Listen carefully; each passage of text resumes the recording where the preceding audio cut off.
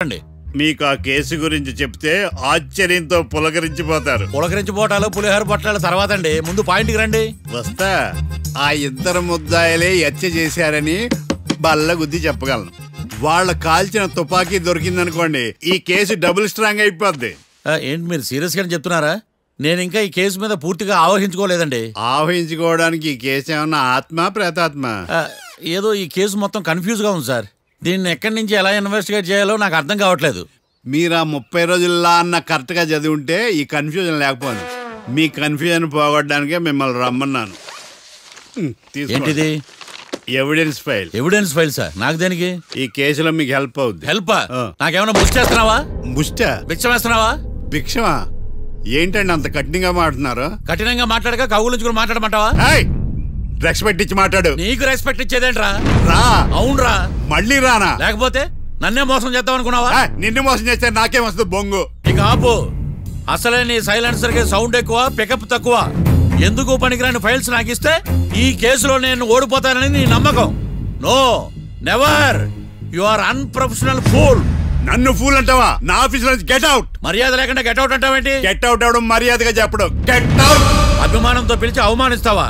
ఇప్పుడు చెప్తున్నాను, రాసుకో.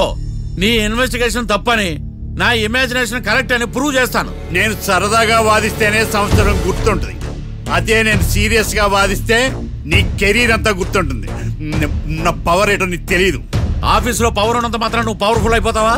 ఈ కేసులో నిన్ను ఓడించిన తర్వాత నా పేరు ప్రఖ్యాతులు మరింత వెలిగిపోతాయి. వెలిగిపోవడానికి నువ్వేమైనా ఒలింపిక్ జ్యోతివా, జీవన జ్యోతివా? ఆశా జ్యోతివి కూడా కాదు.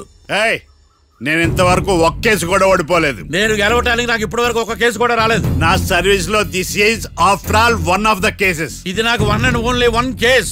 కొండ బద్దలు కొట్టి చెప్తున్నాను, ఈ కేసు నేనే గెలుస్తాను. నువ్వు కుండ బద్దలు కొట్టి చెప్తే నేను కుంకుడుకాయలు కొట్టి మరీ చెప్తున్నా. ఆ కాయలే పగలు కొట్టి చెప్పుకో. ఈ కేసు గెలిచేది నేనే. డియా జోడి.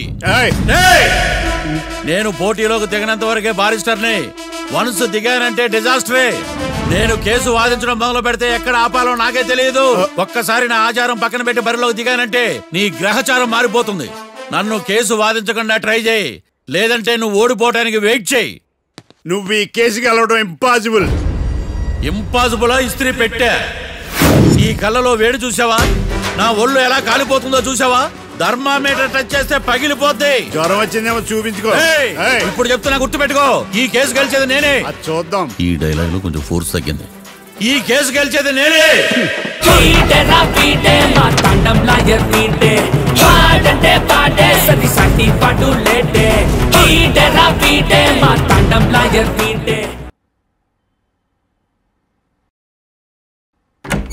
చిచ్చి, వాడికి ఎంత ధైర్యం అమ్మా! నన్నే పిలిపించి ఇన్సల్ట్ చేస్తాడా? ఏమైంది మావయ్య? ఎందుకు ఇంత ఫ్రస్ట్రేషన్ లో ఉన్నావు? ఏం జరిగింది? వాడు కన్సల్టింగ్ అని పిలిచి నన్ను ఇన్సల్ట్ చేస్తాడా?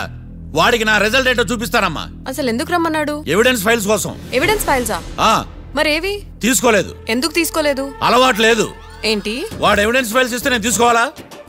వాడు సుమతి శతకాలు. ఎవిడెన్స్ ఫైల్స్ తీసుకోలేదా? లేదు. తీసుకోలేదా? అరిగిపోయిన గ్రామ్ ఫోన్ రికార్డ్ లాగా 100 సార్లు అడుగుతావేంటమ్మా? అక్కడ నా జరిగింది సన్మానం కాదు, అవమానం. కోర్ట్ రూల్స్ ప్రకారం ఎవిడెన్స్ ఫైల్స్ తీసుకోవాలి. ఎవిడెన్స్ ఫైల్స్ చూస్తేనే కదా కేసు ఏంటో అర్థమయ్యేది. కోర్టు రూల్సా? అంటే తెలిసి మళ్ళీ నేనేమైనా తప్పు చేశానా? బా మావయ్య, ఒకసారి నా జాతకం నేనే చూసుకోవాలి.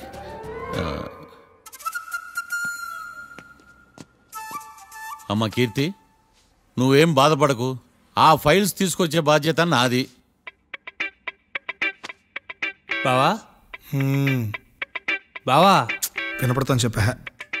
ఈ మధ్య జైలుకి పోయిన వాళ్ళందరూ బాగా ఫేమస్ అవుతారా? ఈ లెక్క మనం కూడా ఫేమస్ ఫిగర్సే బావు. రే, ఫేమస్ అవ్వాలంటే ముందు రిలీజ్ అవ్వాలిరా. ఆడి వల్ల మనం వీపీలో ఫేమస్ అవుతున్నాం. కరెక్టే బావా. వాడు కోర్టులో చేసే ఓవర్ యాక్షన్ వల్ల మనకి అబాయిసినట్టుంది. కేరళకి వరదలు వచ్చినట్టు మన జీవితాల్లోకి వీడు వచ్చాడు. ఆడు హెల్ప్ చేస్తున్నాడు, ఆడే లా ప్రాక్టీస్ చేసుకుంటున్నాడు. నాకైతే ఏం అర్థం కావట్లా.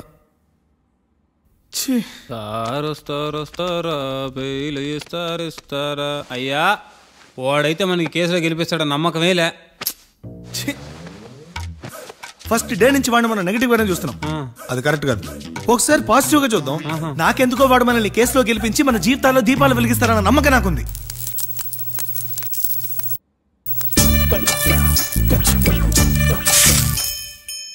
ఇదేం ట్విస్ట్ మావా? ఇంక చాలే పడుకో.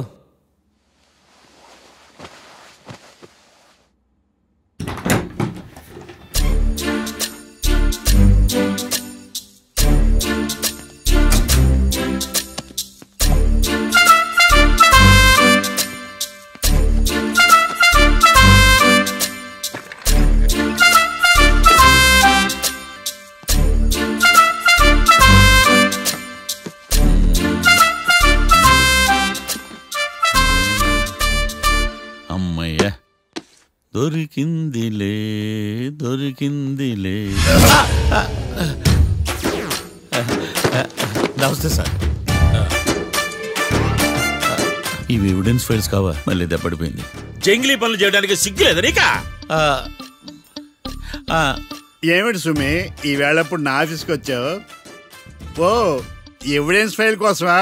ఇది సినిమా కేసులకు సంబంధించిన ఫైలు. లా ఒక్కింత లేదు, చదివాడు గాని. ఒక్కలో తమను పగలంటారు నీ బోందా. School పిల్లకాయ rubber మింగేసినట్టు గమ్మునుంటావేంది? మాట్లాడు. ఎవిడెన్స్ ఫైల్ ఇచ్చినప్పుడు తీసుకోకుండా ఇప్పుడు వచ్చి గుడిసాడు పనులు చేయడమేంది?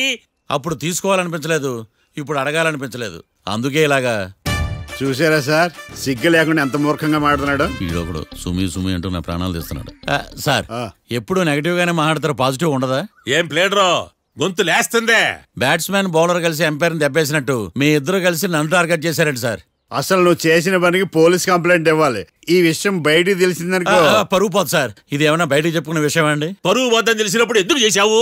నీ తెక్క దశలు చూస్తా ఉంటే నా రక్తం ఏరులై పారుతుంది. పెన్నా నదిలోనా కృష్ణా నదిలోనా సార్? చింత పిక్కల సాకులు చెప్పడానికి సిగ్గులేదు నీకా? సరే సార్, నేను బయలుదేరుతున్నాను. ఆగో, ఇదిగో ఏకాంతమో ఆ ఎవిడెన్స్ ఫైల్ ఇచ్చి వీడి పీడ వదిలించకూడదా ప్లీజ్? సరే సార్. ఇట్లా అందరికి చెమటలు పెట్టించే బదులు బెయిల్కి అప్లై చేయొచ్చుగా. బెయిలా? దేనికి? బెయిల్ దేనికంటావేంది? బెయిల్ దేనికిస్తాడో నీకు తెలియదా? నీకు తెలుసా? ఒక్క లాయర్ జడ్జి అడిగే ప్రశ్న అయితే ముచ్చుకో మాలూం.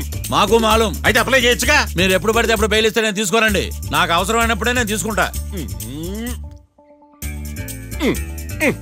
ఇదిగో evidence file. Thank you sir. ఎవరి చేతనా చదివించుకో, బయలుదేరు. పైత్యానికి కూడా ఒక పద్ధతి ఉంటది, పిచ్చికి కూడా ఒక ప్రోగ్రెస్ ఉంటది. వీడిది పిచ్చో పైచో అర్థం కావలేదప్పా. ఎర్రి. వాడు చెప్పింది కరెక్టే అండి. ఆడికా మనక ఎర్రి.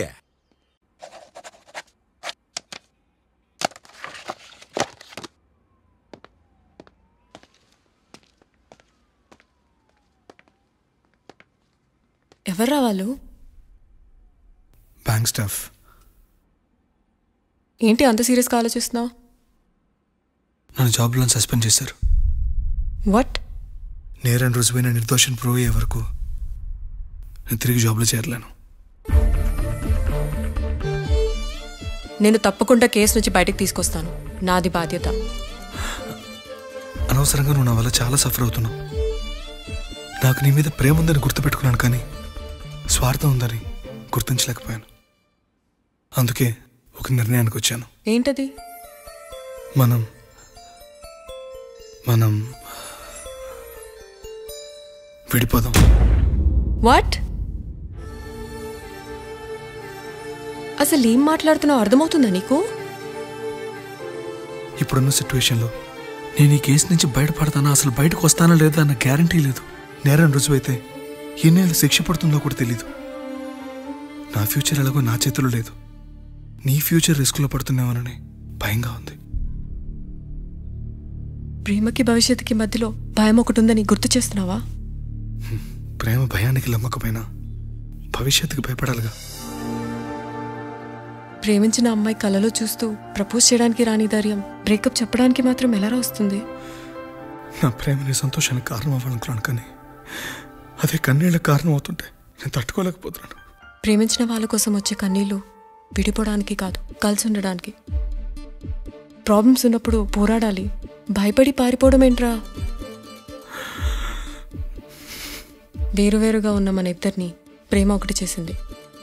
ఒకటిగా ఉన్న మనం ఎప్పటికీ వేరవ్వలేం. I love you. Love you too.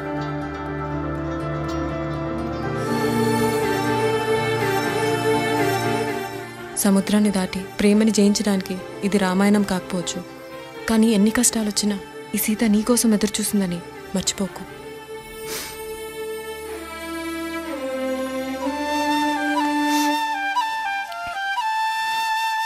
Sorry బావా.